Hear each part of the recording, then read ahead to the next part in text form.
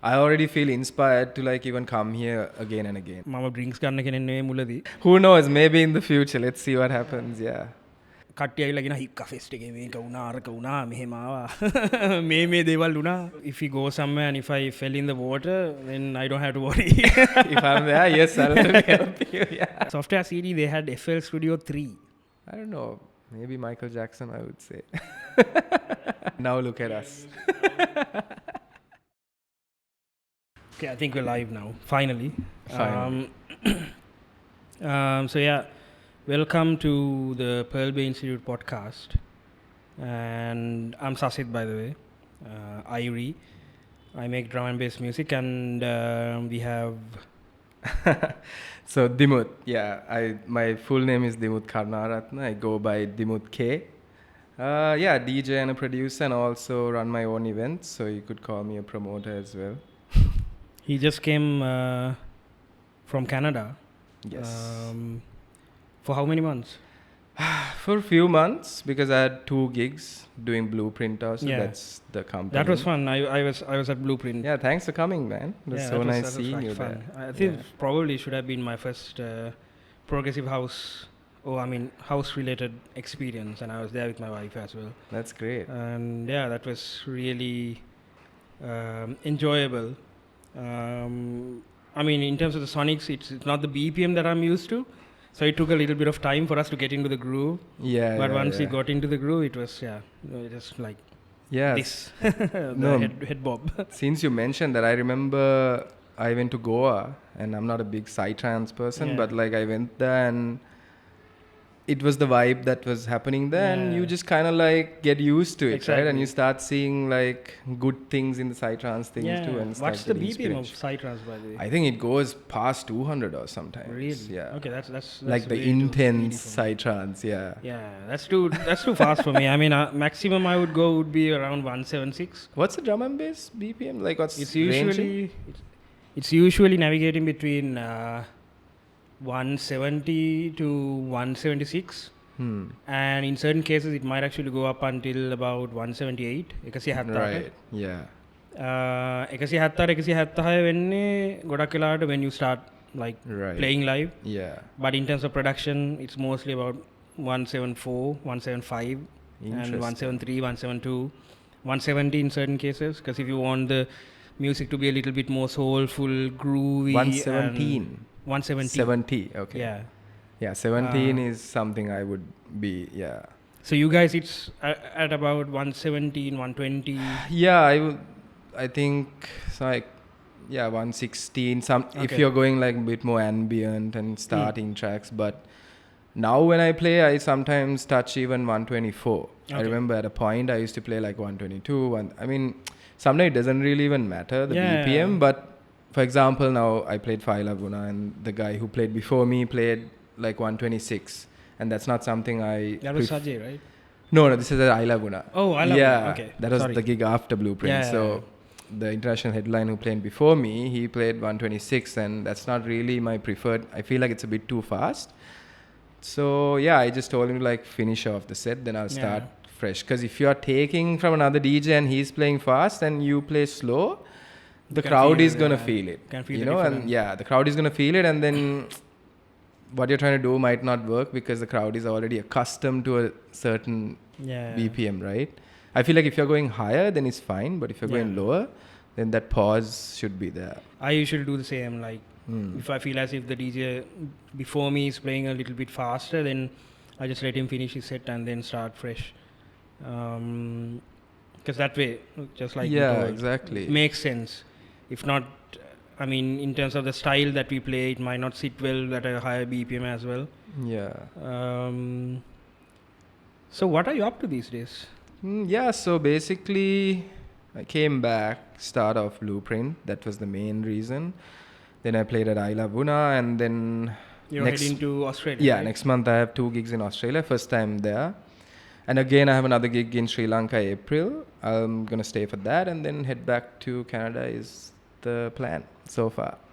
So in between that, I'm just meeting with people I'm collaborating, like the interview we're doing now. So just focusing on doing different stuff. getting more like a inspired from podcast.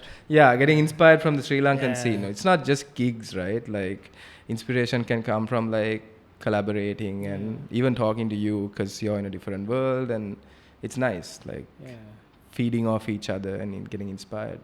Yeah, I mean, in terms of the inspiration, how was the home scene back in the day? Because I know for a fact that you've been around for a while now.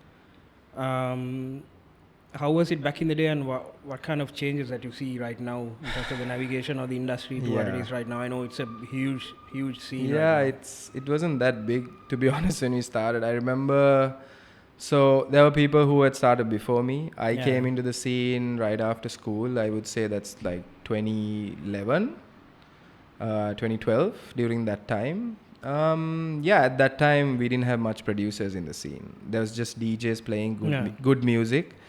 Honestly, quite fortunate to hear like good music played by DJs at that time. And obviously the trend was being a DJ, right? The trend wasn't like producers. Yeah, so I got into DJing at like 2013, and I used to like be a resident at certain places. I think that also gave me perspective of how to read a room, being a DJ, not just like coming from a producer point of view, right? So then 2015 is when I thought that I wanted to be a producer and get into that scene, because everyone was just playing other people's tracks, and I felt like I wanted to get into it a bit more seriously. So I started making music, and that kind of opened a lot of doors internationally and locally. So how it has changed, I think I'm seeing a massive number of producers now. Like people who are taking it serious, and really good producers too. Even in Canada, I sometimes hear like people playing Sri Lankan producers tracks, which is amazing. At that time, we didn't have an industry like that. It was just DJs pushing. So I think the only way you can get your name across the world is by making music, right? So I think the trend has been towards that direction. Even in drum and bass, it was the same story for me. I had to be good at what I do as a producer, to get opportunities as a DJ.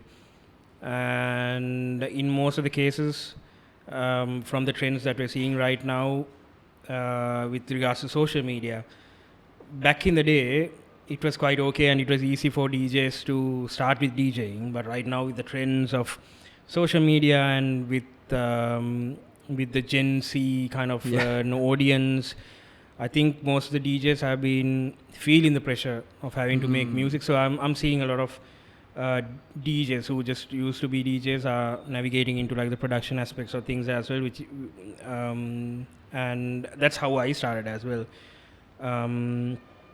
Like I started with the music and then I navigated into DJing. I was a very late bloomer when it comes to like DJing.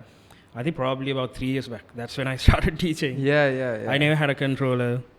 So I purchased the controller in 2020, right before COVID, I think.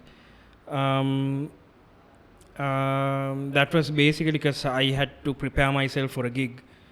And by the time I had released a lot of music, I had started releasing music on labels like Pilot and UKF, and then these guys offered me the opportunity of doing like a home, like a VJ based setup in 2020. And then what I had to do was I just had 2 weeks basically.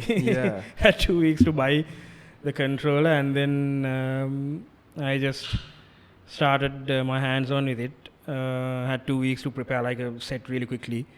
And then I just started playing, and then it was basically like a very steep learning curve, and then had to shift to like CDJs really quickly, and there wasn't many places that I could actually go and practice, but luckily we had like the Vinyl Cafe and like the DJ Academy. So I had like a few days for me to like get used to the CDJs, because it can be a little bit overwhelming when you start with it, when you're starting.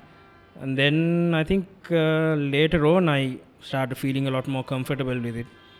But yeah, it's weird. I mean, in terms of where the industry across all genres are leading to, having to make music and then having to DJ, and at the same time having to be like content creators and it's a lot, managers right? and agents and lots of job roles being confided It's into a full-time a single job. person. Exactly, it's a full-time job. I think we'll probably be getting to all those aspects as well while we have this chat. Just to give a shout to Pearlbay Institute.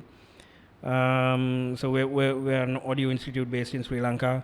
We started in 2018, if I'm not mistaken. Okay. Sorry if the year is wrong. I joined right before the COVID wave, and one of the senior lecturers here at Pearlbay, and we do offer a lot of courses for like fundamentals. We have a few FMT courses on like different DAWs, like FL Studio and Cubase. And then we have a few other courses which are PSNs accredited, the diploma courses, the HNCs and the HNDs. So yeah, just to give you guys a bit of an introduction in terms of what we do here at Pearlbay, and since Dimuth is here as a more or less a guest. Yeah, I mean, this is the first time I've seen this place, and it looks so good, and it's nice. Like, I already feel inspired to like even come here again and again. Like, I feel like that's very important when you have like an institute or something for you to feel inspired to come to that place, right? Exactly. And we've had, I mean, we've had so much students passing through these doors, and we always try to uplift them to an international standard as well. Definitely. Which is one of the mantras that we follow quite closely. We want our students to be the next level, and we try to show them what is out there. And you know what's out there. You've seen for sure. You've seen and everything. You know it too. So I think you're a perfect fit for a lecturer here. So that's great, man.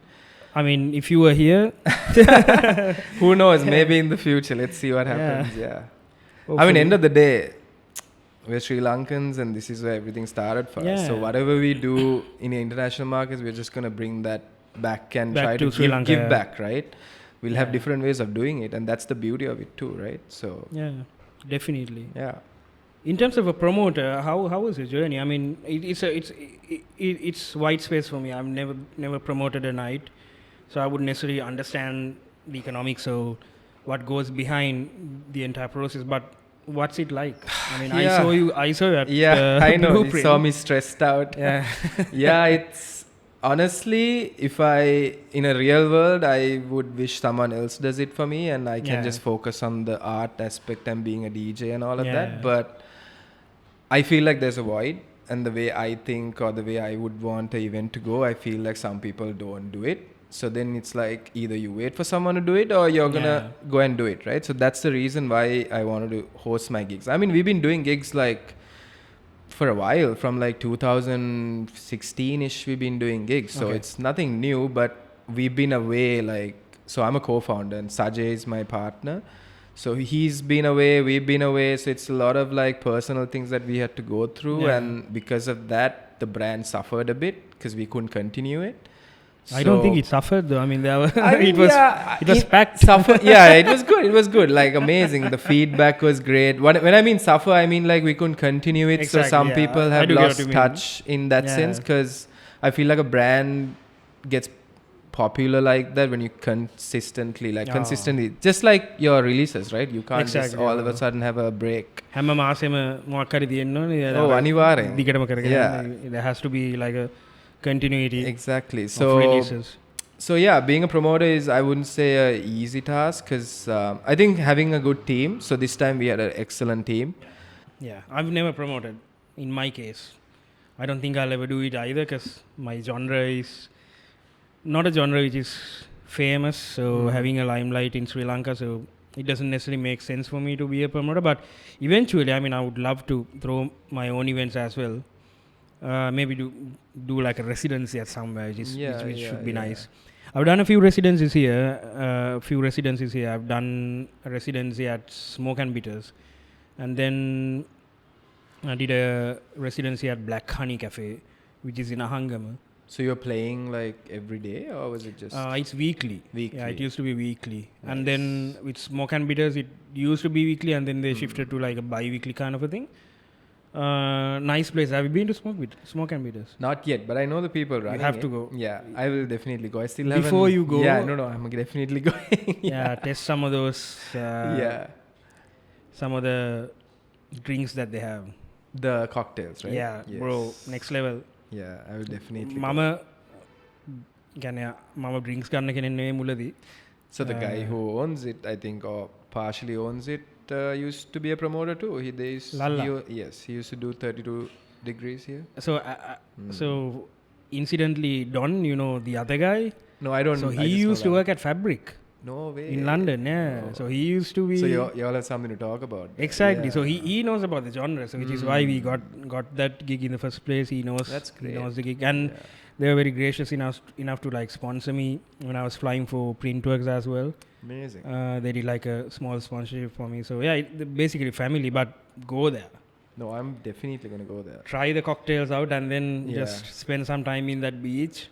It's that probably I think next week I might nice. Going, so my wife is there. Oh, nice. And that beach is our favorite beach in the entire country. Yeah, I've been to the beach. I think I went there when Smoke and Beaters wasn't a big. Yeah. Just like Initius, a long time ago before I left Sri Lanka. Yeah. So I need to go revisit now. I just went to Ahangama recently and looks packed. Yeah, Ahangama is picking up. Pretty good. It used to be Miris, and then they started coming down. Coming down. It used to be Hikka, can you remember? Hikka Fest. Hikka Fest, it started, then Unawatuna. I mean, that was back in the day when we were in school, right? Kind of. මට මතකයි like කට්ටිය ඇවිල්ලා කියන හික්කා fest එකේ වුණා මෙහෙම ආවා. මේ දේවල් වුණා. ඉස්කෝලේ යන කාලේ I was into sports, so I was not much partying and stuff. It's only after I finished school that I got into partying. Yeah, I mean, I wasn't partying either. It's just that you hear the stories, like, you know, like boys, we're from boys schools. Of course, yeah. Which school do you go to? I'm from Wesley. Okay, nice. Yeah. So you're from Royal, right? Yes, Royal, yeah. My brother is a Royalist. Ah, okay. Yeah, so he is a Royalist. He shifted after his grade 5 examinations. I had the chance, but I didn't go because I mean, I felt comfortable being where I was, and my parents weren't that concerned either, because our school was good, and then I was into like all sorts of extracurricular stuff, sports and stuff. What sports did you do? I played cricket for about 6-7 years, and then shifted to basketball. I think everyone has played. That was my sport growing up. I played till under 17, and then I found a different sport and actually played national. What did you play? Water polo. Oh, nice.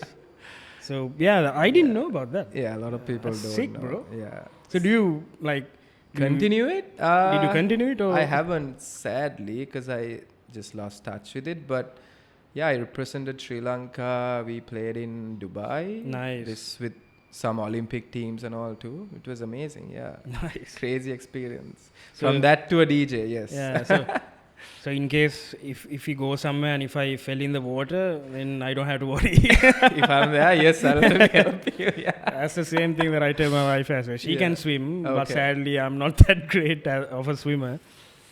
වැටුනොත් වැටනවා ඉවරයි. අනිවාර්යෙන් මැරෙනවා වතුරට වැටුනොත්. Yeah, so water polo is all about like treading water, and you can't keep your feet also, so you have to tread water the whole time. Yeah. Again, you can't keep your feet down on the. It's you get disqualified or like a foul. Egg beater, and you have to tread water. Okay. Yeah, the whole time. Tibbot foul. Foul can the pool is made in such a way where there's no deep. Yeah. It's not shallow. You can't stand, so it's about treading water. Nice. And while treading, you have to come up and exactly. Jump. It's pretty big in. So the thing is, it's not so popular in every school. So it's there in St. Thomas's, Royal, and a few others. Like a few girls' schools as well. If I'm not ladies. Yeah. Vishaka. Yeah, we used to play. So when we have nationals and all, everyone's there in Sugaddas, and we used to play. So that's crazy. That's it's another total different world. Yeah, and you need like a lot of fitness as well, right? So I think that's what it gave me as a human. Like I became very disciplined. It gave me those factors like into play, and at that time we were not allowed to party, nothing. Like everything was like fitness. Like you go for swimming in the morning, then you go for water polo practice in the evening, and then like that it was just like on repeat. and I kind of use that even for my music stuff. Like at the start, it's like, you know how it is. Sometimes you're just making stuff and you're leaving it out, and it's never gonna get released or finished. So you have to kind of have a discipline to like force yourself to like finish stuff, right? I mean, suppose you make 100 tunes and let's say about 30% of it gets released on labels, and the rest is actually going to be practice for you to try out different techniques, or just be creative during the time period, which is quite important as well. So what kind of music that you were listening to back in the day? Because I started with metal. So for me, it was rock music and metal. What about? I can see maybe that's your influence. So I listened to whatever my dad initially was listening to. So he used to listen to a lot of oldies. So like Michael Jackson stuff, and then the Scorpions, Eagles, and then I switched to a bit more like alternative rock kind of thing. I never got into the metal stuff, but I had a neighbor who was very much into that. So I get like I have a lot of friends who are into different kinds of music, and they had really good taste. So I feel like that also had a massive role to play in terms of hearing different kinds of music, right? Definitely. It was the same for me, actually. One of my friends showed me Skrillex. Okay. Yeah, Skrillex had like a side project that he collaborated with Korn, a band called Korn. Yeah, I know Korn. Yeah, so they did a collaboration album with a bunch of electronic music artists, like a dubstep album. Right. And they had a song called Get Up. And it was actually one of my friends who showed me back in the school, called Danish. So he's in the UK right now. So he showed me the tune, and that completely changed everything for me. I was very inspired, and then started listening to Skrillex, and then learned about dubstep, which was basically how I like got into the genre or electronic music for that matter. I used to hate EDM. Like, never was inspired to listen to electronic music. I thought metal, rock, and everything else which are played by humans should be considered as real music. Now, if someone asks what instruments you play, I show my USB stick. Now when I think about people actually carried vinyls and went touring and all, I'm like, they had it quite hard. Yeah, like, definitely. It's much easier. But now comes with different other problems, obviously. Since you mentioned that, so have you ever gone back and listened to those stuff? I do. I do the same thing. I do, because like sometimes when I'm cooking, or when I feel nostalgic for that matter, I just like slap on like the old Linkin Park tunes and System of a Down, so Chop Suey, Slipknot, like all these bands. That I know all those bands. Actually, that's my neighbor who used to listen to a lot of like Green Day, Iron Maiden, Metallica, all the old songs that we used to sing loud as like kids. I just put them on, and I just start singing like Limp Bizkit, for example, all these good bands. So at that time when you were listening to it, were you aware of like production stuff? 'Cause I wasn't. I didn't know anything. Like even when I started DJing, I didn't know much about production. Like I honestly didn't know how to make anything. I didn't even know what a kick drum was. Let's be real. And I don't come from like a family background which is very musical like that. Just they like listening to music, but like my dad likes to like do karaoke and stuff, but it's not like they were musicians. Was yours the same? I think my father's musical. I mean, the fact that I'm a musician today is basically because he was into music and he's gifted in music, so the genes kind of found its way. So you had like musical instruments and stuff in the house? I did, yes. So back in the day when I was about 1 year old, I think I had like this drum kit. Nice. A small drum kit where I used to like... Okay, so you were exposed from... I was exposed, and then later on, he went to Saudi to work, and then when he came back, he brought this organ as well, and then I started feeling it, and then he kind of felt as if I'm musically gifted, so he introduced me to organ lessons. That's basically how I started learning. There is this teacher called Shama, Auntie Shama. So she was basically my first teacher, and then Auntie Janice was there. So they basically taught me Western music, and I did like all these UK like exams. I also did. I did I did just the first year though, the first Okay. certificate. It's that I can't even remember. I mean, my parents sent me for everything, Okay. but I was a stubborn kid who just liked to play with balls and just sports. At that Exactly. time, I wasn't like, I didn't even think this was gonna happen ever. Yeah, Right? yeah, It just definitely. happened later on in life, and then now I'm regretting. Shit, I should have taken my piano classes seriously. Yeah. You know. I think for me, my parents are a little bit strict. So when they tell me something, I just do it.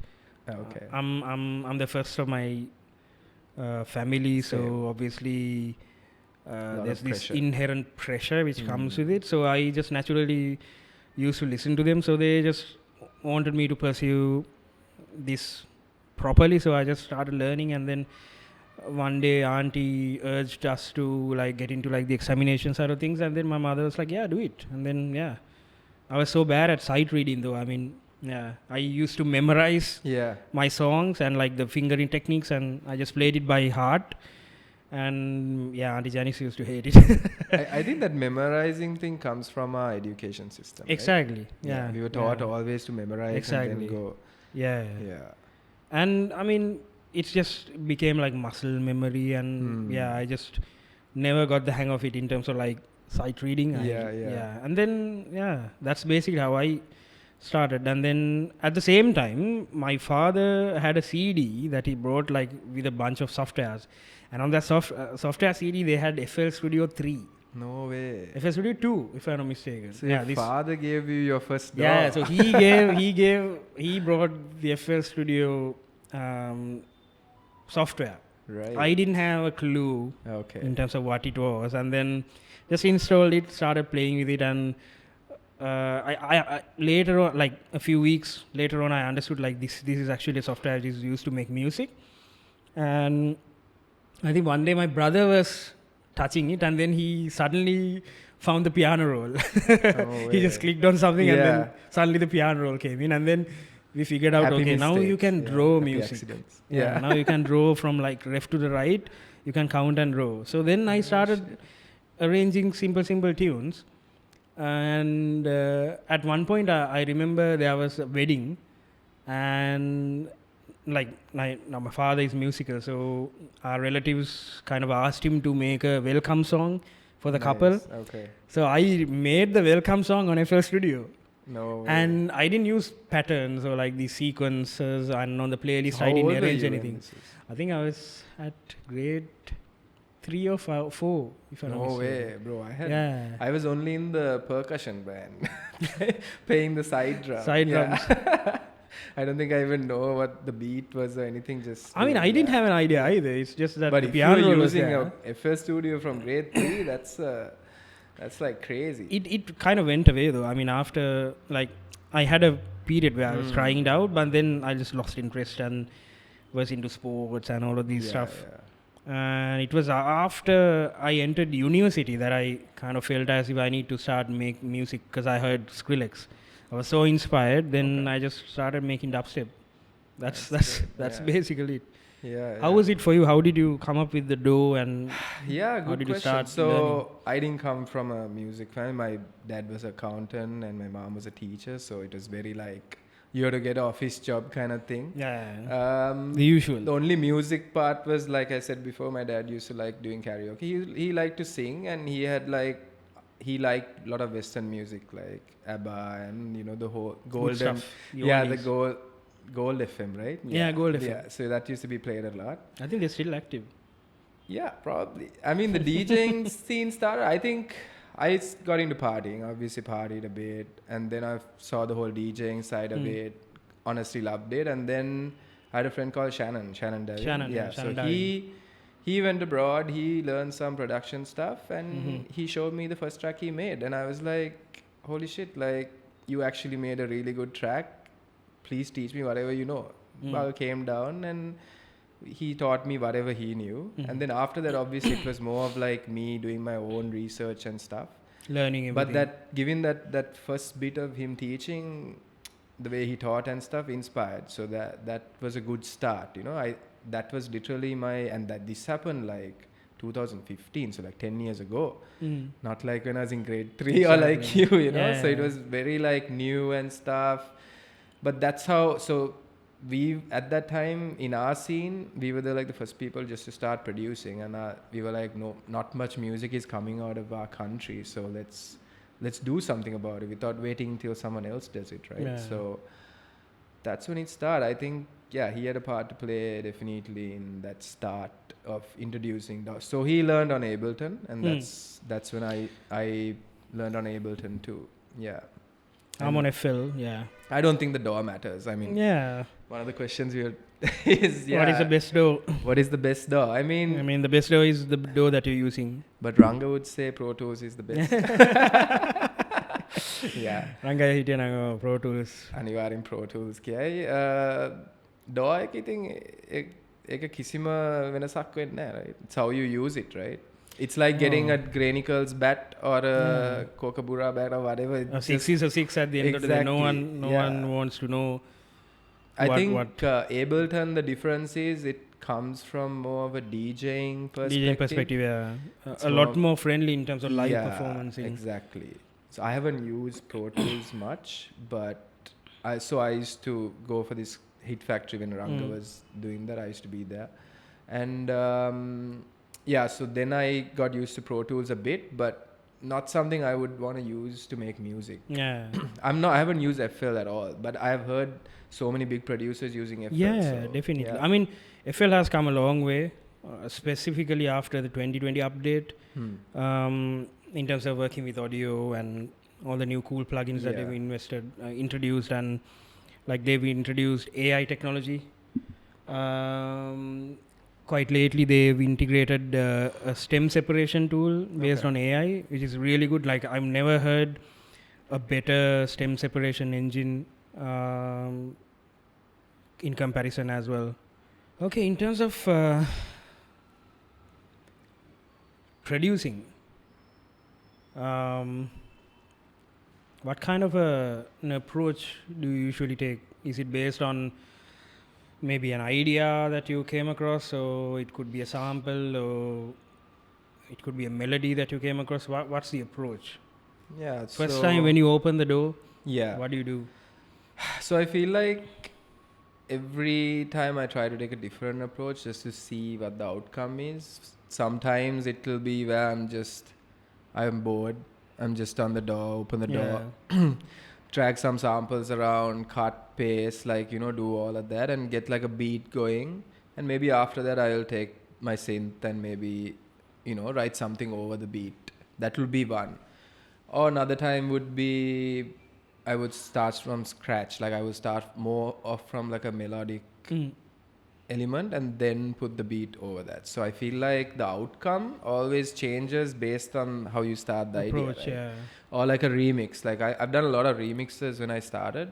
Honestly, the reason I did so many remixes at the start was to get the hang of finishing tracks. Maybe some of the stuff I released, if I go back and look at it, I'm like, why did I release it? But the idea was to get the hang of like finishing tracks. I feel like a lot of people that I speak to struggle with finishing tracks. And it's also a discipline because it can get into your head. Like even now, I'm actually very picky. Sometimes I'm like, I don't want to release this because I feel like something is missing, but it's just all in your head, right? You've listened to it so much that you've got, you can't see anything good at it. But if you give it to someone else, they'll be like, what the hell? This is a really good track. Why don't you release it? So remixes have helped me get in the habit of finishing tracks faster. The approach is always different, I would say. I think the finishing tunes topic is actually very important because just as in any other art form, music making has to have a lot of discipline as well. And roughly, like for a single tune, in my case, I spend about 20 hours.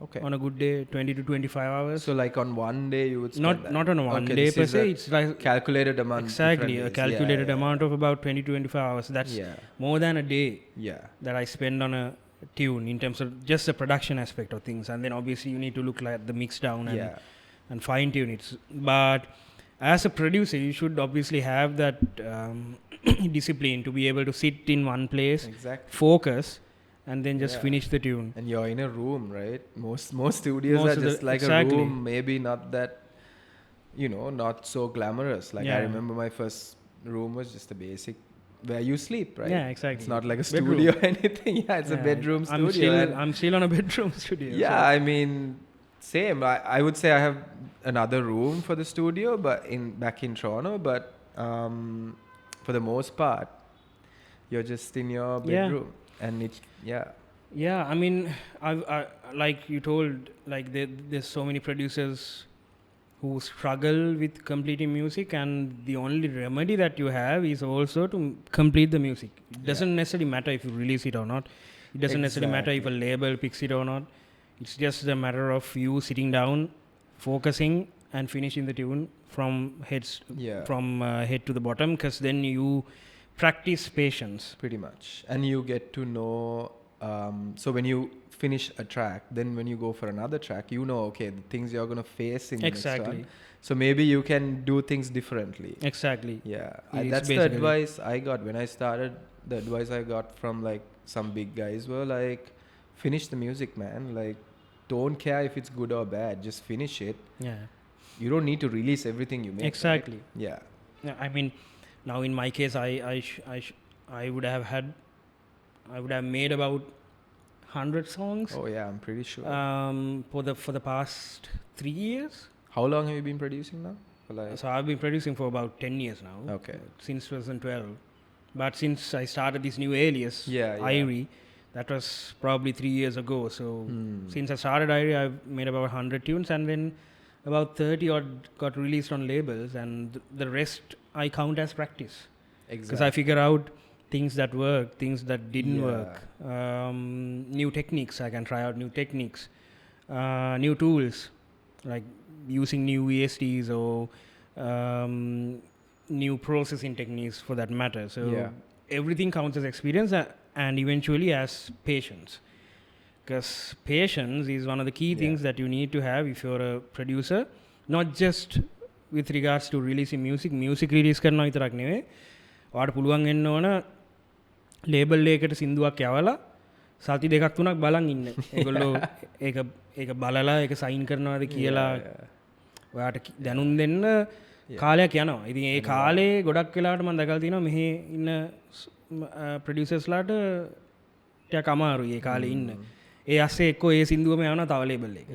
ඊට පස්සේ ඔන්න මේ label එකකින් sign කරන්න කියද්දි අනිත් label එකත් කියනවා sign කරවන්නම් කියලා. එතකොට එතන ක්ලෑෂ් එකක් තියෙනවා. Then you miss out the opportunity with one label, or you get blacklisted on a label. Definitely. And then you lose an opportunity. Yeah. For that patience, for you to inbuild that patience in you as a producer, I think you need to go through that entire phase of completing music. 100%. And then eventually, once you get good at it, then obviously you'll get opportunities to release on labels. But that patience definitely helps quite a lot. I've seen that, and some people actually, they couldn't handle the patience and they're like, I'm going to start my own label.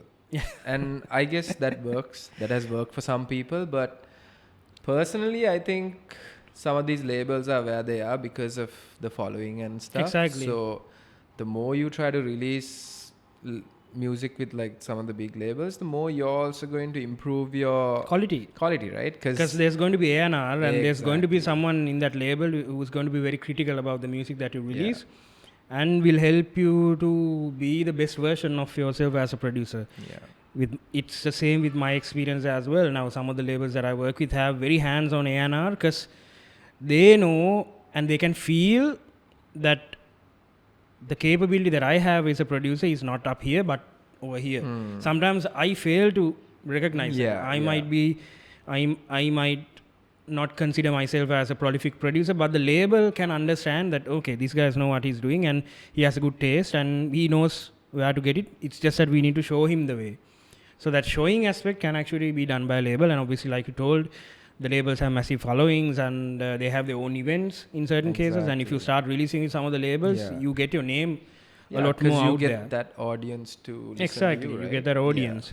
And eventually when you establish yourself as a producer, then you can open your own label. Exactly. That's my. I mean, I've been asked so many times. Now, obviously, I have an event company. Why aren't you doing your label? Idea is there. It's just that I haven't felt like there's a need. Exactly. Because there's so many good labels out there, and I feel like I feel like it depends on how you have thought of your like skill level and your standard, right? You're probably you kept your standards very high, that you feel like you have more to go to reach that. Exactly. Someone else would be like, no, I'm already there. Yeah. So then the I game mean, is over, right? Yeah, I mean, there's a few labels that I really want to work with, but I've sent demos and still not enough. So rejection is part of this thing. It keeps my ego right? at check as well at the same point. And let's be honest, like it does hurt you. It does hurt you a bit, but that is the whole. That's the process. Same. I get rejected by some of the labels I've already released. Exactly. But I know that they want something more from it because they probably think that it sounded like the one I released, or maybe it's not what they're looking for now. Because labels also change their style and stuff, right? And so I think it helps to keep the ego at check as well. For sure. Because I mean, in certain cases, when you start making a little of noise, පොඩ events කීප එකට play කරාම then කට්ටිය පොඩ්ඩක් ඔලුවට ගහනවා. Of course. I'm the man kind of a feel. It's natural. I mean, we're humans, right? So you get that ego part of you as well. But එහෙම නැතුව once you start releasing with a lot of international labels and when you face rejection, it's only natural that your ego is being kept at bay and it's being controlled, because you know that there's other producers who are making fantastic music, releasing in all these bigger labels, and I have to get there. Exactly. Yeah. And I know that I'm not the hot thing that people assume that I am. So naturally it keeps the ego at check, and I feel as if that's really important in the current music scene. Your taste is high, that's why. Exactly. That's the thing, that's the difference, right? Exactly. You think your taste is high and maybe your skill level is not up to that taste. That's how I would think if I can't get to a place. But that also is what's pushing me to keep pushing forward, right? Try different things. Like I've been collaborating a lot. That's mainly because sometimes I actually don't have time there because I have another job. So music and doing that it can be a little we've bit spoken about it before. Like it's not easy since now it's like a full-time job, right? So collaborations I think help you learn new things and also come up with a song that it might not be the same thing you're making all the time, right? Because you can get easily carried away with the same template and doing the same thing. That's very true. Like collaborations definitely help tap into opposite ends of the market as well. Go out of your comfort zone. Exactly. Because you never know. Sometimes only when you go out of your comfort zone, you're like, like maybe I like that too. Maybe it's not just this that I have to do, right? And I think it's the way that will help an industry to grow as 100%. well. Because you start working with other producers and then you end up being friends, and then you support each other's journeys, and you get genuinely happy in terms of what they achieve, and then later on your time will come as well, and then you clap for each other, and then eventually the entire industry lifts off. 100%. And I think the local market doesn't necessarily understand that, the power of collaboration, and I tell these to my students as well at Pearlbay. If we are to be considered as a force to reckon with in the international arena, we have to be a collective. It just doesn't work on solo format, sadly, because even if you move out of Sri Lanka, if you go to like UK and if you look into like some of the collectives which are making a lot of noise, like Daytimers or like Dialed In or the Esra collective for that matter, like I think they won a Grammy as well. So most of these musicians and like bands like Snarky Puppy for that matter, there's so many world-class talented musicians coming in together and forming a collective, and collectively they go achieve something miraculous. So imagine all of these single producers who are here and there getting together and collaborating and uplifting each other. That's going to help a lot in terms of navigating the local industry into the next level.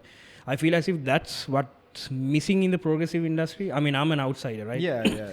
I don't belong to your guys' world, and If I don't there's no necessarily right understand. or wrong, you're just giving constructive. Exactly. I mean, feedback, I right? don't necessarily understand the sonics Yeah.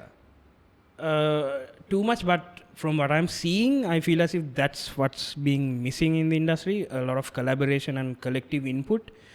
I know, like, there can be egos at play, obviously, Yes. but that is the main reason. I think collaboration is something where you have to compromise, right? yeah, I have collaborated with a lot of people, and there are times where I feel like, okay, maybe this is not what I like, but I trust him or her. Like, I trust that, okay, this sound can elevate this whole thing, because you kind of, that's how I've done collabs, right? Like, I would like do a track halfway and I'm like, I don't feel like releasing this, but everything is there, and then the other person will change it completely to a different thing, and I'm like, okay, cool, I like good. this. Yeah. Let's But if release my it. ego comes there and be like, ah, no, I don't want that to change because that's what I created, that's where it goes. Yes. Yeah. Yes. Sometimes, even when we're collaborating, the egos can come and take the better of us. But if there's a mechanism where we can train our brain into thinking that collaboration is the way forward, that's where you want to be. I think 100%. that's probably where the progressive music industry has to move on next. I mean, I'm seeing like all these great events, you bringing down other artists, and there's a DJ community and all, but in terms of promoting each other and producing music together, that's basically where this can lead into something much more sustainable and much more bigger into the future. And that's something I've seen in the UK as well, which I feel as if that's something we can actually discuss. Some of the cultural differences that we've seen between Sri Lanka and producer friends that we meet in overseas. What kind of differences have you seen? Good question. So I can only speak with my experience, and I've been living in Toronto now for like 5 years. So comparing that industry to ours, I feel like the difference is obviously Toronto, the music history goes way back. You're talking about like big artists in the scene, from like Bryan Adams to Celine Dion to Deadmau5 if you get electronic wise. So that's the history there. They're all Canadian, right? Drake. So their history goes way back. So people are also very, I think they have much bigger education in what certain sounds are. Therefore, for some reason, progressive is not that big in Toronto. In Montreal a bit, but not as big as the way it is here. I don't know whether it's big here because of progressive or what other reason is. But the good thing here is, for a local artist, they can kind of come out of the scene and make a name for themselves. Yes. Whereas in Toronto, it's very hard for a local artist because you're in a sea of like really big artists to like, middle, and it's just like competition is way high because like obviously there's only 2 days in a weekend, right? So those 2 days are full of big events. Artists playing every weekend. So where can a local guy come and thrive or like play the main set, which is very hard.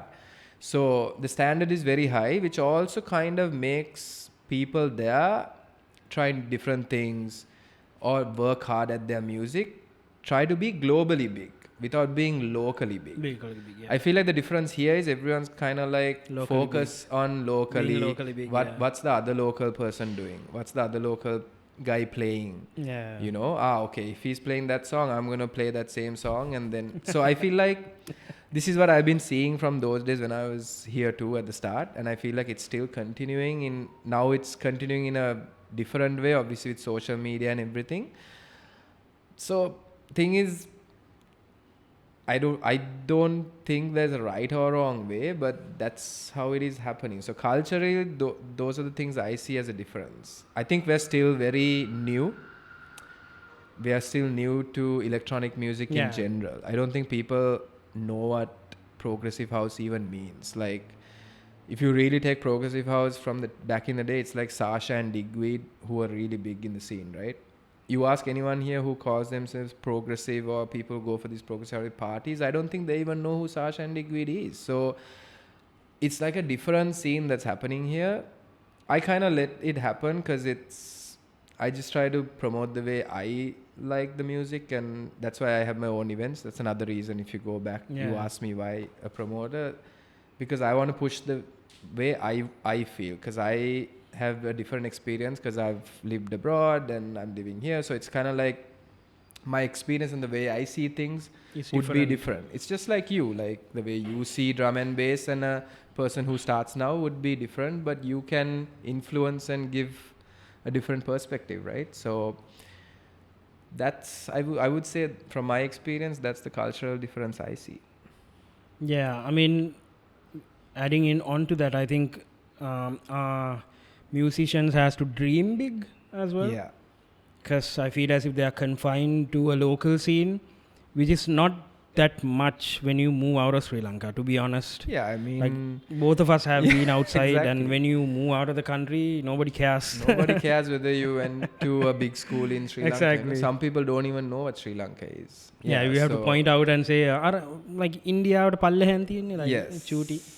So when you get that perspective, you humble down very much. Exactly. So yeah, I mean, when you move out of Sri Lanka and when you start comparing yourself with like other producers in the industry, you humble down really quickly. And 100%. Yeah, and then you feel as if there's more ground that needs to be covered. And I think that's what makes you push yourself even more. Exactly. Even for you or even for me. Like exactly. So I see all these big artists that I like hang out with over there, and I'm like, fuck, like so much more for me to go to get there. Because when I come here, everyone's like, oh, you made it. I'm like, no, in my head I haven't made it. I have a long way to go. Yeah, you know, because I see where I want to be and I'm not there yet. Exactly. But people here would think that, oh, I'm playing all the good events, I'm playing at a peak time here. That's all good. Like, I love it, like the fact that I'm getting all this, but does not mean that I'm at where I want to be. Exactly. So you feel the same, and you have you have a more foreign following than a Sri Lankan following, and that's amazing, and people should talk about it way more than what they're talking about. Yeah. I know you don't care about it. Yeah, I was going to say. Yeah, exactly. Because I think we think the same way. I know you don't care about it, but someone has to talk about it too. And yeah, thank you for that. Yeah. But I mean, it's just what it is in terms of Sri Lankans appreciating something which is different to what it is that they get exposed to day in and day out. It's quite, I mean, it doesn't happen. No, to be blatantly honest, because our listener base go behind a lot of trends. Correct. Now, even in the progressive house music, as an outsider, I feel as if that can be the case, because like this, like you have a bunch of friends. I remember the start, bro. Exactly. I remember when the type of music that they call progressive here, and that's what is big right now, it wasn't big 10 years ago. And I remember when I started playing this kind of music, people were like, what are you playing? Like, why is it so deep and boring? Exactly. And now literally it has become the thing. The thing, yeah. So it's like, so I think honestly, I feel like how it got big was a lot of people who are producers now are making that sound, which is amazing.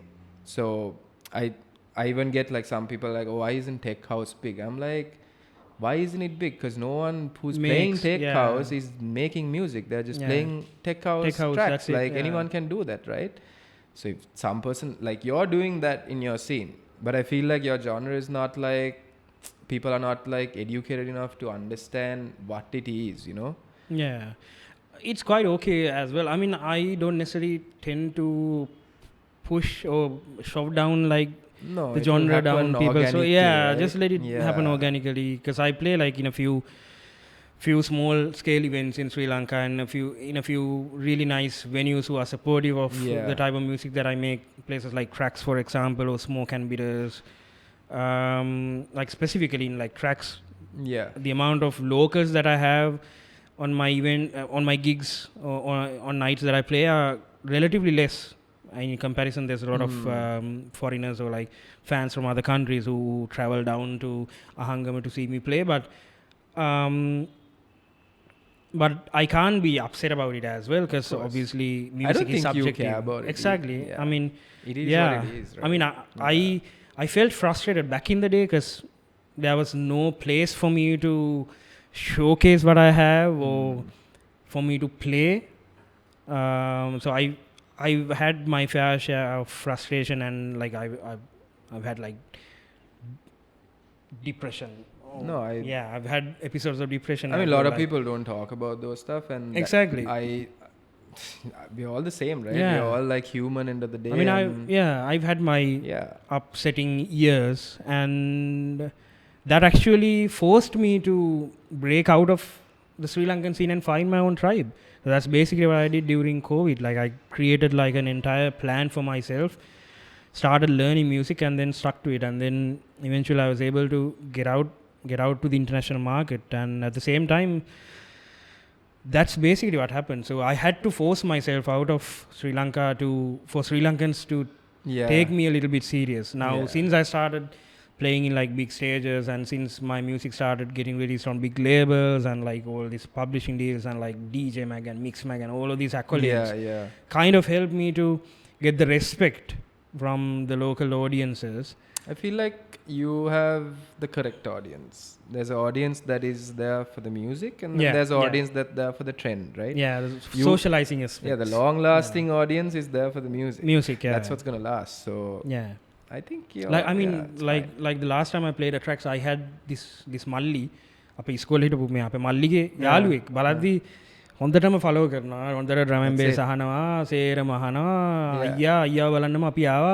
Colombo ඉඳන් නිවාඩු දාගෙන I girlfriend I think she was a doctor, so she had put leave way back කලින්ම දාලා ඉතින් මේ දෙන්න ඇවිල්ලා, and then they had a good time and they were in the front and that's what dancing. Inspires you more, right? Exactly. So I get the same like thing that. when I play here sometimes, and people come and like I know the people who have remember some faces, right, who have been there from the time I started. You know these guys are following your music, and that really inspires me as opposed to someone just coming here to see what the scene is, you know? Because that's what's going to last. Socializing aspect එකට වඩා I think 100%. කවුරු හරි ඇවිල්ලා when they let you know that your music changed something or help them go through a certain situation or whatever, that makes me actually like emotional and being appreciative of what I do as a musician. So those are the kind of things that I look for, because I know like definitely මන් දන්නවා ලංකාවෙන් මට එන්න ඕන දේවල් ගොඩක් වෙලාවට ලැබෙන්නේ නැති වෙයි කියන එක මම හිත හදාගෙන තියෙනවා. I made up my mind about Sri Lanka. So I think it's a good thing. I mean, when I also moved far away, right? So මේ වෙන දේවල් මම දකින්නේ නැහැ. So I think it's like I restarted my life from there. So kind of in the same kind of mentality as you. But obviously my genre is big here. So because of that I get you these get gigs. to you get to come. But that doesn't mean that I think that I've made it. Trust me, like I think we share same sentiments, which is why I feel very comfortable in terms of like sharing ideas and ideologies with you. And I know how hard it is to like you played at Printworks, like it's a big club, right? And one of the biggest. No one has ever done this in Sri Lanka, so like that's a big deal. Yeah, I can imagine. It's the same feeling I got when I played in stereo. Yeah, I was there and I was like, I'm actually in this club, right? And you feel like you're representing the country, right? In some way. Exactly. I was going to say. You feel that pride, even though sometimes the country doesn't feel proud of you. You're still proud to be a Sri Lankan at the end of the day. Some people know, like I know about it. I acknowledged you when you did that too. So, and I know how hard it is for a brown person or like a South Asian to go and play at these big places. What's stereo like? Stereo is, I think, by far the most, like the best experience I've got as a DJ. It has how big is the venue? So it's like 1,000 people. Okay. It's after hours. There's basically it starts at like 12. 12. Okay, so they start at midnight. Those days it used to start at 2, I think, but now they bought it like 12. There's no alcohol. It's not an alcohol-based club. That's weird. So that's amazing. That's amazing because like the crowd you get is quite pure. There's and no they like are in it for the music. Exactly. They're in it so for the music. It's it's like every DJ in our scene or like house or techno, it's like the biggest place to play because it's like, honestly, it's like you're going to like a temple. It's like the people that come there, and also the sound system is the best. Yeah. It's like you're in a studio. What do they have? Do they So have it's like a voice custom made sound okay, system. custom made. But it's like there's one here that's like it's literally stereo, so you kind of get that vibe. So that could have been the reason behind the name. Pretty much. Yeah. But like those days, long time ago, apparently, I mean, I didn't know because the guy I play with, he's much older than me, and we've been playing back to backs and stuff. And he's told me like this DJ booth was at a point in the corner. Okay. Like, I mean, that's what DJs were at a point, right? We were not in this stage in front where people are looking. I still find it a bit disdain. Yeah, it's like people don't know what's going on, right? So only now they have put the DJ booth there, but the sound is what makes it so good. And honestly, as a producer, even my sound has evolved, I would say, because when I know how that space sounds, so I sometimes when I'm making like very dark and like different kinds of music, I think of that space. So I sometimes do my mix downs in a certain, I don't know how to explain it exactly, but you know what I'm talking about. Yeah, a color. Yeah, the color, I guess. Like certain ways of like approaching and stuff has changed after I played there. Yeah, so that's true. I would say it's like a experience, like a great. So I played there about 3 times. Every year I played there now. So hopefully this year also I get to play at some point. That's amazing. Yeah. 4 times in a world-renowned club. That's crazy. Yeah, man. And I don't think anyone here knows much about stereo either too even. So it's kind of like your situation. Because So that's the thing, man. I think education is a big part. Yeah. I mean, even like genres ahaddi මම හිතන්නේ අහන අය දැනගන්න ඕන පොඩ්ඩක් ඒ ජොනර් එකේ history එක.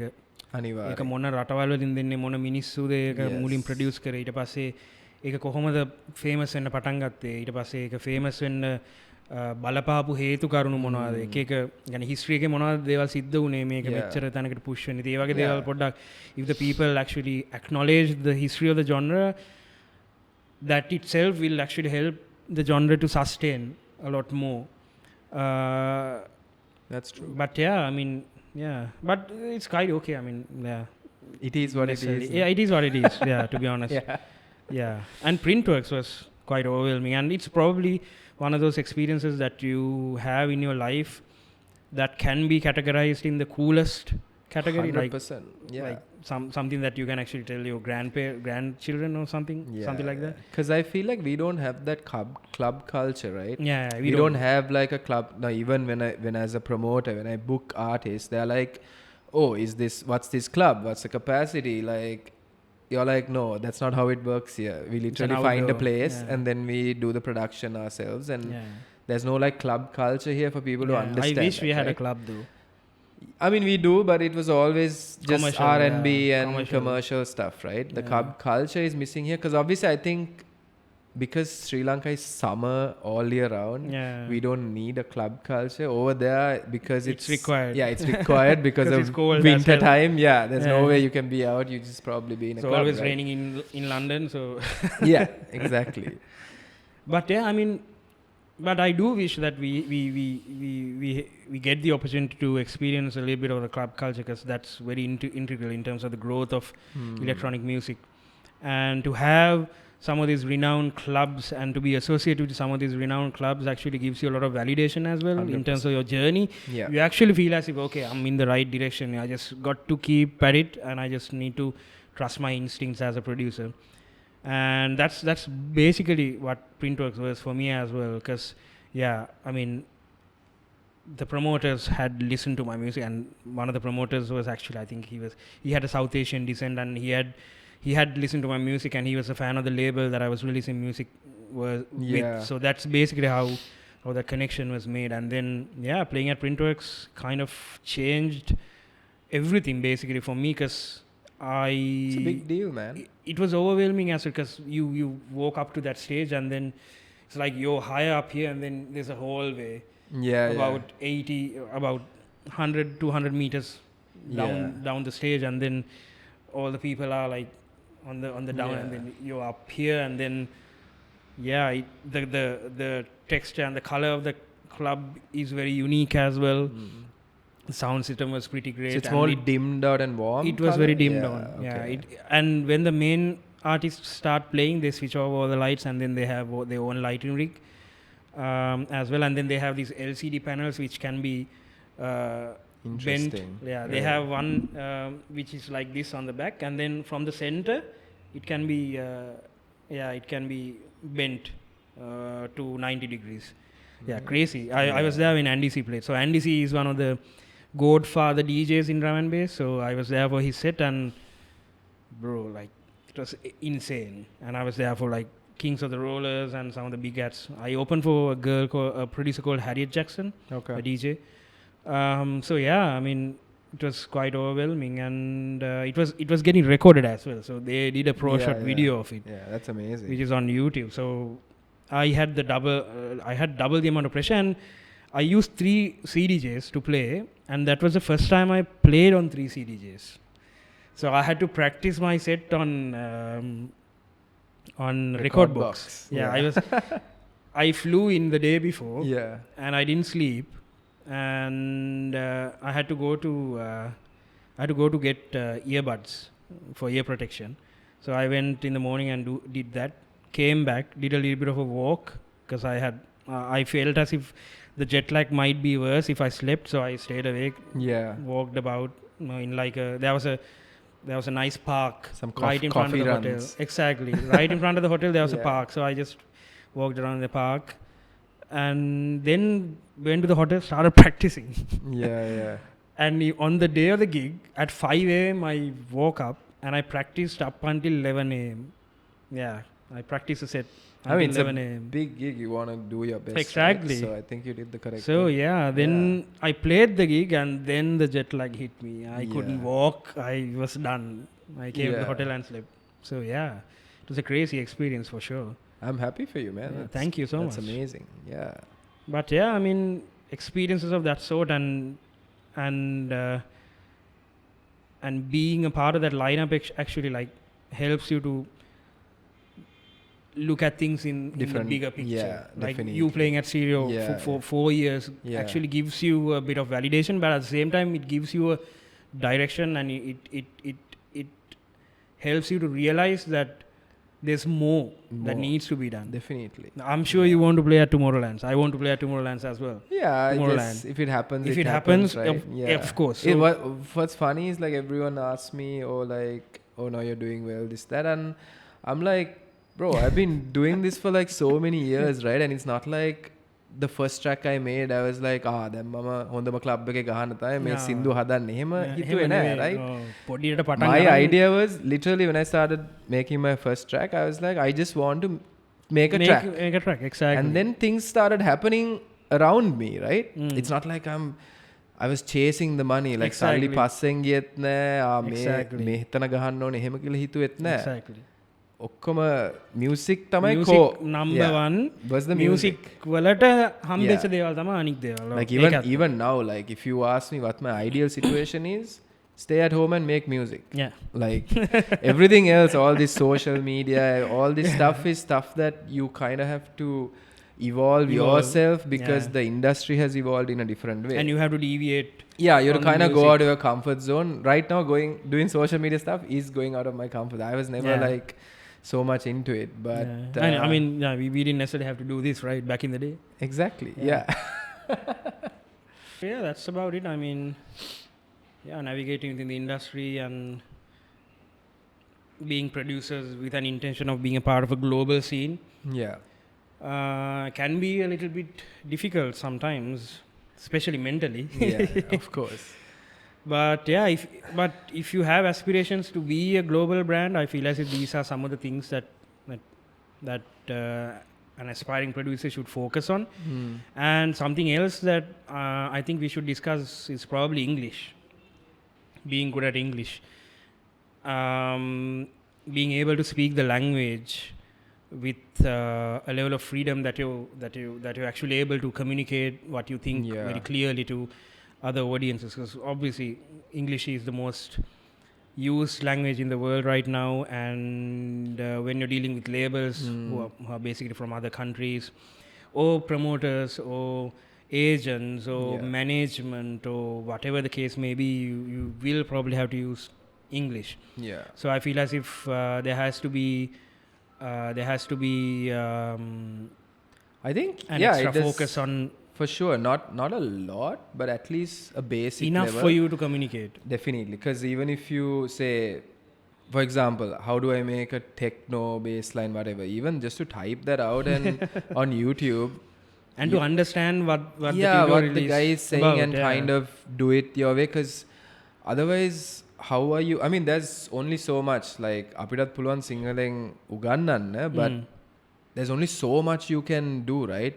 In the end, if you know the language, if you පොඩ්ඩක් English දන්නවා නම්, then ඔයාට freedom scope එක එක තියෙනවා. ලොකුයිනේ. ඔයාට freedom එක තියෙනවා. ඕන තැනක අනිවාර්යයෙන්. ඕන පොතක් වෙන්න පුළුවන්, ඕන ටියුටෝරියල් එකක් වෙන්න පුළුවන්, ඕන දෙයක් ටයිප් කරා ඒ දේ ඉගෙන ගත්තා. නැත්තම් ඔයාට සිද්ධ වෙන්නේ අර ඉංග්‍රීසි වලින් තියෙන 99% දැනුම ඔයාට ලැබෙන්නේ නැති වෙලා. කවුරු හරි ඔයාට සිංහලෙන් උගන්වන එක විතරයි ඔයාට ඉගෙන ගන්න වෙන්නේ. හැබැයි හිතන්න ඉගෙන ගන්න ඔයාට සිංහලෙන් හම්බෙන දේ 10%ක් නම් 90%ක් තියෙනවා ඉංග්‍රීසි වලින් ඔයාට තනියම ඉගෙන ගන්න පුළුවන්. 100%. So that has to change, as I feel. And I feel like the self-taught and having that passion is what's going to drive you in this industry to the top. And if you have aspirations and if you want to go behind those aspirations, you have to have a sense of self-drive. Exactly. And you should be able to get things done by yourself, a lot of the things. And we are in the industry which is not that big. I mean, like in terms of like the Spotify listener base, I don't think it even exceeds 1 million at this point. So there's only so much so that we can do within the scope of Sri Lanka. So if you have the language ability, you have the capability to tap into different markets. It could be India, it could be the UK, it could be Canada. It's going to be a tool. It's like a tool. It's a tool that you can use for advantage. So I definitely feel as if it's better if the producers can actually, and the DJs can actually pay a little bit of focus towards learning English as a language. And you don't ඔයගොල්ලන්ට නිකන් හරිම ලේසියෙන් මේක කරගන්න පුළුවන්. يعني අමුතුම දේවල් ගන්න ඕනේ නැහැ. TV series එකක් බලන්න ඉංග්‍රීසි වලින් subtitles use කරන්න එපා. සිංහල හඬ කවපුවා බලන්න එපා. subtitles use කරන්න නැතුව ඒගොල්ලෝ කියන දේ මොකද්ද කියන එක අවබෝධ කරගන්න බලන්න. අමාරුයි නම් ඔයගොල්ලන්ට කරන්න තියෙන්නේ පස්සේ අමාරු වචන ටික ලියාගෙන ඒකේ තේරුම් බලන එක. අනිත් එක ඔයාගේ යාළුවොත් එක්ක ඔයා හැම වෙලේම කතා කරන්න පටන් ගන්නවා. Now you guys saw that I was communicating with like Dimuth, like it was a very friendly conversation.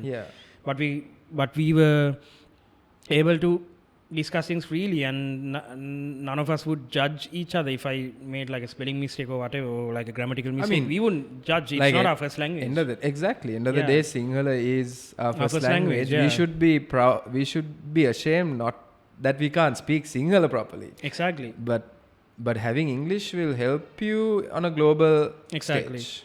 ඉතින් අපි යාළුවෙක් එක්ක වුණත් ඉංග්‍රීසි වලින් කතා කරන්න පුළුවන් නම් වැරදි හරි.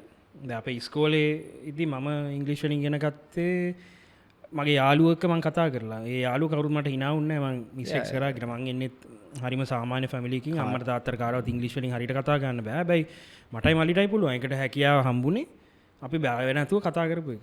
ඉතින් ඒගොල්ලන්ට පුළුවන් නම් ඒ විදිහට කතා කරන්න මම හිතන්නේ ඉංග්‍රීසි කියන දේ ඔයගොල්ලන්ට ඉක්මනට ඉගෙන ගන්න පුළුවන්. ඒකත් ස්කිල් එකක්. මේ ප්‍රොඩියුසින් වගේම ස්කිල් එකක්. අනිවාර්යෙන්. Hari, I think we have a few questions which have been given to us as rapid fire questions. You want to start? You can start. Okay. What's your favorite track to play in your sets? I thought we were going to skip that, but I mean, we'll just, so I feel like there was one track that kind of everyone loves. It's a track I made with this Argentinian guy called Kilimanjaro. Okay. So a lot of people love hearing that track, and I also love playing it. So I think that would be like... I think I saw a few people at the crowd asking you to play Kilimanjaro. Yeah. They were holding phones or something. So I get that a lot, and it has been always like a... Go-to. It works on the dance floor too, and I think that would be the track. So let me ask you the same question. What's your favorite track? For me, it's quite difficult to be honest, because drum and bass has a huge scope, and the music that is being released right now is pretty much amazing, and it's very difficult to dial down into a certain sound. But in terms of a producer, I think that would be the best way to go about it.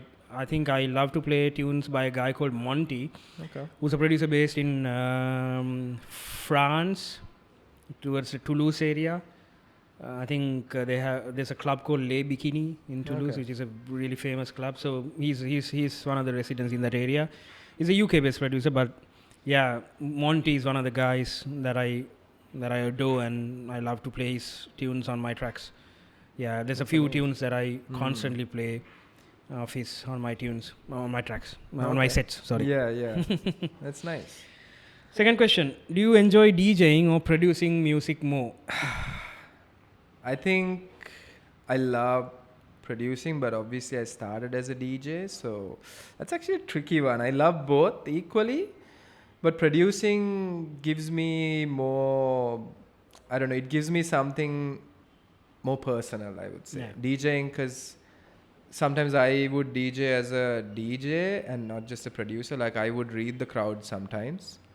I know some producer would just come and just play their own tracks, but I try not to do that. I try to read the crowd sometimes. Sometimes if the crowd is all feeling all off, then I would like improvise, right? I think that's what a DJ is. Yeah. I think it's because of my playing at residencies and I used to be a resident botanic, and people used to have dinner, right? So you can't go banging while people are having dinner, right? You have to keep it chill. Yeah, have it chill, but I would play the music I like, so I would find stuff that's more chill, and people have actually come and asked me, what is this track, while they're having dinner. So it's like, I know I'm doing something right. So, and I've opened for a lot of DJs. Yeah. So because of that, I can't be very selfish and be like, this is my music. I'm going to play it. Yeah, I'm going to bang it now. So I like both equally, I would say. Yeah. So let me... I think it should be the same question. No, it's actually different. Do you... Because I think the names are... Yeah, I think the names must have been shifted. But yeah, I'll just reply to the same question. Okay, you reply to the same question. I think I started as a producer, so I might actually enjoy producing aspects a little bit more than I love DJing. But DJing is quite fun as well. When I started DJing in 2021, that completely opened an entire spectrum of music making to me as well. Because then when you start playing at like bigger sound systems, you feel the sonics a little bit different in comparison to when you produce by using like a headset or a pair of monitors. Yeah. So when I started playing and when I started feeling the bass under my legs, that was a different feeling, and it gave me enough understanding to shape up my music in a certain direction as well. So yeah, I would say I enjoy the both spectrums equally these days, and I've been fortunate enough to like play in front of really good crowds, and I've been fortunate enough to be put in situations where I had to stand on my own for 1.5 hours or 2 hours without an MC. So so I think challenges actually that's what gives you experience, exactly, right? In both worlds. If I have the capability to face challenges, for sure. And the third question: do you like making remixes or original tracks more? Yeah, so I think I answered this before slightly. Remixes, I think, could be easier because you already have a core element there, so you just take that out and kind of make it your own. Yeah. I think originals is where I'm telling more of a story, because the core idea is my idea, or even if it's a collaboration original, I feel like I enjoyed that more than the remix, because it's the new idea I'm presenting, right? Yeah. So remix is something already done before, but so I answer if I think original tracks more. Yeah. Okay. So same question. No, I'll ask you something.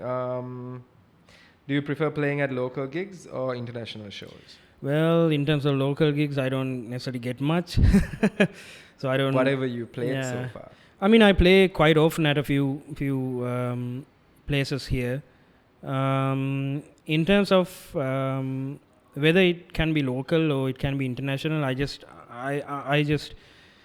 I just take it as I just treat both instances equally, because I feel as if it's a blessing for us to be able to play in front of a crowd. 100%. So especially after COVID, it kind of dawned on me like things that we get to do are quite amazing, and we need to cherish each and every opportunity. 100%. So yeah, I'm considering both of those aspects to be the same actually. Like I enjoy playing at tracks for 100 people, and I enjoy playing at Let It Roll for 4,000, 5,000 people equally. So yeah, 100%. Yeah, because I feel like just because the crowd numbers in doesn't mean your output is different, right? You're doing the same thing. Yeah, exactly.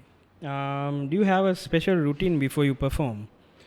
I wouldn't say it's special. Probably the same for most people. I try to just put music I really want to play into a folder, and then also have music that I think will suit the venue or suit the vibe. Yeah, I have stuff like that on a folder. I wouldn't really pre-plan much, but I would have like maybe my first 3 tracks kind of ready, just because the issue is I like longer sets because you have more time to warm up. But then when you're playing at a festival or any of these, you get like 1.5 hour sets back, right? So then you're like, the moment you go, everyone's waiting for you to perform. So I feel like I keep like a few tracks at the start just ready, just in case, so then I also can warm up to the... Because when I mean warming up, you have to get used to the monitors, you have to get used to the environment, because it's one thing playing at home, it's another thing when you're playing to a massive audience who is also like already in the vibe, right? And it takes time for you to get into the vibe, because you're coming sober and you have maybe have a drink or like, and everyone has a different way of doing it, but I think that's probably my way of doing it. Okay. So it's a good question. What do you want your audience to feel when you perform? I just want them to enjoy. That's basically what it is. Like drum and bass is a weird genre, right? It's not like progressive house. Is there storytelling involved in? Yes, but it's difficult to maintain a certain color throughout the set. Okay. And sometimes you might need to shift things around based on the crowd. So it's basically energy which is being exchanged between the DJ and the crowd. So both of the parties actually depend on each other. So I depend on the energy from the crowd, and then the energy basically is diverted towards the crowd with the music that I play. So it's basically a case where I want my audiences to be alive and dancing and enjoy the music that I play. And I consider myself to be an educator just as much as a DJ. I want the crowds to listen to new music and producers that they usually don't listen or hear quite often. Yeah. Because I mean, when you get to like the big leagues, the sets that you hear become monotonous. The same songs being played by a lot of DJs, and the same set of artists being exchanged between a few DJs. So whenever I get the opportunity to like play in like big stages, I make sure that my sets are very unique. And I've been blessed enough to experience that the crowds actually have enjoyed the sets that I've played. So I just want my crowds to have fun. Yeah, of course. Yeah, because it's and D&B. dance, right? Yeah, exactly. Yeah. It's great. If you would collaborate with any artist, who would that be? I think everyone will say a famous DJ's name, but it's very hard for, I guess, like a good vocalist. I think I'm getting drawn more into like mixing with vocals and stuff. I also enjoyed the production aspect of it because it's very different. There's a lot of things to focus on. I can't think of a name. I don't know. Maybe Michael Jackson, I would say. That would be kick-ass. That's never gonna happen, but yes. Being able to be in the room, same as Michael Jackson, would be amazing. For sure. So similar question. If you could work with any artist, who would it be? Right now there's two people from my genre. That would be Alex Purse and Halogenics. Yeah, two producers who are insane at what they do, and probably Monty as well. Yeah, because of the styles of the music or the texture of the music that they have going on right now. I'm a huge fan. I think probably you mentioned that before as well. Yeah, so probably three guys: Halogenics, Monty, and Alex Pérez. Okay. Halogenics used to be a part of Ivy Lab back in the day, so there was a trio of producers who got together and formed Ivy Lab. Yeah. And then he broke away from Ivy Lab, and he's doing his own thing right now with a new label called Gemini. Yeah. But yeah, those three producers, I can't single one out. Tough. I want three of them. Yeah. How do you keep your DJ sets fresh and exciting? I think promos. I get promos from labels. Then obviously that's kind of fresh because not everyone has those tracks. Exactly. That's one. And also I have really good friends who are big producers. Yeah. They send me their tracks. And I have I have some tracks that I've been playing for the last couple of shows that I have never released. So that's there. And since of late, I've been playing old music. I've been playing music that...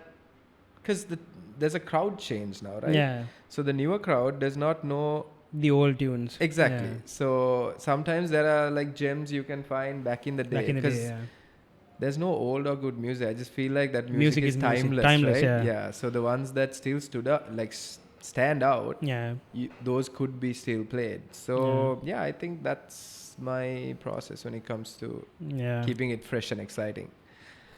How do you get ready for a live performance? In terms of preparation, I would say just same as you. I would choose the tunes that I want to play and put them in like a folder, adjust BPMs and adjust the keys, and put timestamps on where I want to start the tracks and stuff. What do you call that? It doesn't come to my mind now. Queuing? Queuing, yes, exactly. So I put cue points on the tunes, and in terms of like transitions, I put like cue points and prepare them properly. And on the gig day, I just hydrate myself properly, eat well, and go to the venue. And first and foremost, what I do is go to the green room, keep my things, and I go to the venue. I walk around the venue. Check out the sounds. Exactly. Check out the sounds and check out the system a little bit. And if there are any DJs playing before me, I just go to their sets and get the hang of the crowd a little bit. Same. And then just go to the green room and chill out till it's time for me to go out and play. That's about it. Pretty much everyone does. I don't necessarily socialize that much before my set. I have saved that for like maybe after my set. Exactly, that's what I do as well. So I do all socializing before things after the set, I'm a little weird sometimes. I'm just like... Because you need to be in that you're headspace. kind of thinking, right? So, okay. Do you think electronic music is becoming more popular in Sri Lanka? Yes, definitely. There's no question about it. We both know it's getting popular. Whether it's getting popular in certain type of genre, like I feel like there should be more people doing other things. It's not everyone's kind of focused on one thing because they see people. A lot of people are seeing money and they're going towards that. Yeah. But I feel like people should do what they really want to do. Yeah. Like if you are a DJ that's playing, if you're an artist, forget DJ. If you're an artist who is playing music that you don't like, but you're doing it because you're getting paid, I'd rather do a office job. Yeah, you know what I mean? So I feel like when that shift changes, we might see more people other types of music getting famous. Yeah. But the question was, do you think it's getting popular? Definitely it's on a rise, I would say. Yeah. What's the biggest crowd you ever played for? I think probably a Liquid City, about 2,000 people. 2,000 to 3,000. Yeah, I'm estimating, but it definitely looked as if it's around that amount. Okay. That was at Liquid City in Netherlands. in That's pretty 23. big, man. Yeah, I mean, these Nice. festivals are massive. And I think the second amount would be at Let It Roll for about 800 to 1,000 people. Nice. Yeah, so yeah, that was probably the biggest amounts. Yeah, at Printworks it should be around. This was like a day thing, or was it a club? It was day. Oh, Yeah, it was day. nice. Yeah, it was That's around gorgeous. 3 or 4. I'm not mistaken. But yeah, big crowds. Yeah. Yeah, these guys turn in numbers. This is in Netherlands, you said. Netherlands. Right? That's amazing. Yeah. How do you feel about Sri Lankan DJs getting more recognition internationally? How do I feel about it? Obviously, I feel Happy. so happy about Yeah. it, and I think it's pushing the country a lot. Like I said Yeah. before, we think that everyone knows what Sri Lanka is, but when you go out of Sri Lanka, you realize you talk to people, they don't even know what the country is. Yeah. So when you, for you, example, like you're playing there, someone's going to talk to you and be like, Yeah. where you're from. And then I'm you're gonna going to say say Sri Lanka. Lanka. And they Yeah. might never know what Sri Lanka is, and now they know because Yeah. of you. So I feel like that's happening a lot, and obviously we have a lot of producers Yeah. even in the progressive scene. Yeah. So many producers, and they ask me, "Do you know this guy?" Because they know I'm Sri Lankan. They're like, Yeah. "Oh, do you know so and so?" And then I was like, "Yeah, of course." So I think that's how it's Should growing, be. Yeah. and that's happening a lot, which I'm so happy. Yeah. Yeah. Good question. Do you think Sri Lankan DJs are getting enough recognition around the world? Recognition comes with the work that you do. So that I have to mention first and foremost. It doesn't necessarily matter if you're Sri Lankan, Indian or Pakistani or Bangladeshi.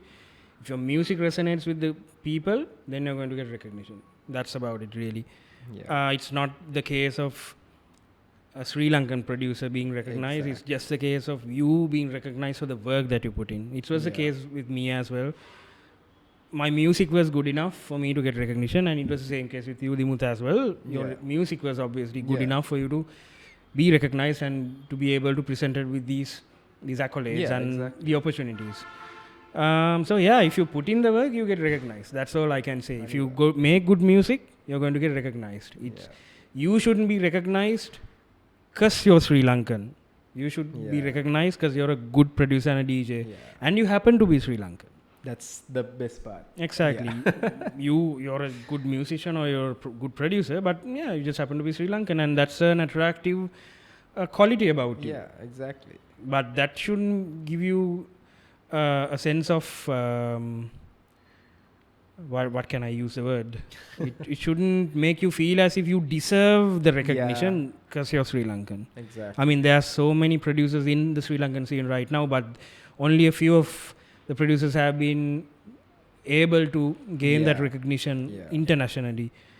And if you look into it, it's because they put in the work. 100%. Like if you pinpoint like guys like you, myself, and there's a few other producers who are making waves in the international scene, it's basically because they put in the work. And it didn't happen overnight, right? Exactly. It didn't happen overnight. I've been making music for 12 years. You've been making music for almost 10 years now. So yeah, that's the best answer I can give. I think that's a really good answer. What's the best DAW for EDM? FL or Ableton? Is there really a best DAW? I think we discussed this. Yeah. Let's not get into that. Yeah, it's the best DAW is basically what you use. Definitely. I think the best DAW is you. Exactly. What is your go-to secret production technique or plugin? Nothing secret. Nothing secret. Honestly, everything I watch so many tutorials. Like I said before, if you know the language, like it will help you get because sometimes you've gone 5 years doing one thing a certain way, and then you watch a tutorial and this guy is showing an easier way to do it, and you're like, what the hell? I could have done it. I could have done it then, like that. So, yeah. I mean, I wouldn't say there's a secret production technique. I think doing it for so many years and will give you a lot of sense and experience and musicality that can't be developed overnight. You get stuck, right? At the start, I used to get stuck. I didn't know what to do, and then obviously now I made so much music. I know if I get stuck again there, I have to do something different. Sometimes you just have to do nothing. Just forget about music. Go out, watch movies, go for a walk, or talk to someone, eat or play with food, your pet, or sleep whatever. well. And then you might get creative again. Exactly. Yeah, that's. I think that's a good answer. And I think we've chatted for almost about 2 hours now. Amazing, man. I think this is the first time I've ever done like a chat like this, and we were really and I'm grateful happy to have the first you. person was you, because I have massive respect for what you're doing Likewise. in your scene. Likewise. And thank you for Pearlbay Institute for hosting us. And I think there's a few other podcasts which is going to be rolled out right after this. So stay tuned, and thank you so much. Thanks for having me.